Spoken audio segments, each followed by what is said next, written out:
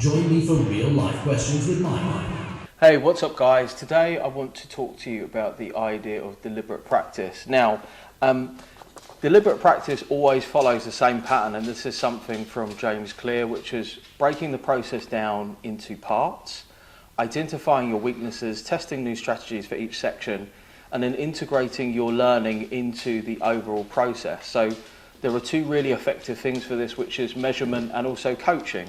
Bearing in mind, coaching could be doesn't necessarily have to be somebody that you pay, but it should ideally be from somebody who's gotten the result which you want, or who has knowledge of the process that you're striving to overcome. Now, a really good example of deliberate practice and where people don't apply this is interviews. In interviews, many people will spend a lot of their time practicing writing scripts.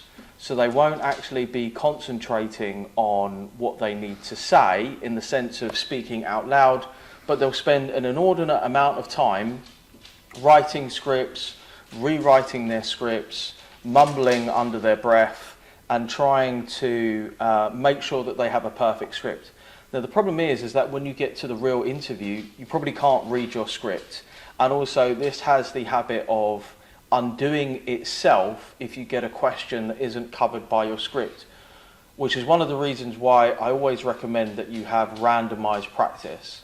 Now, a good way to think about it for everything that you do throughout the job hunting process is what is the actual thing that you are doing, and how can you create a system or process that is as close as possible to the thing that you're doing.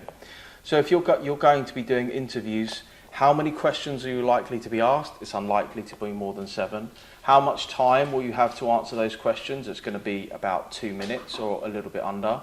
And so you're going to have about 2 minutes to answer each question. So a good way to think about practicing for interviews is that you would have 20 minutes answering random questions, and is that you would have 20 minutes answering random questions, which will allow you to practice to make your practice as close to reality as possible. So what this then means is that you're not creating a false positive for your practice. You're trying to be as deliberate as possible.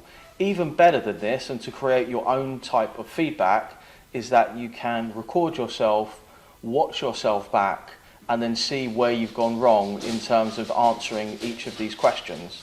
This is even better for you being able to practice for your actual interviews. And this idea of deliberate practice is something that you can use for all of the stages of the process that you go through of a job application, whether that be online tests, assessment centres, and really there's this idea of strategically thinking about making the practice as realistic as possible to the thing that you're going to be experiencing, so that you're not wasting your time on things that are not particularly useful to the overall experience.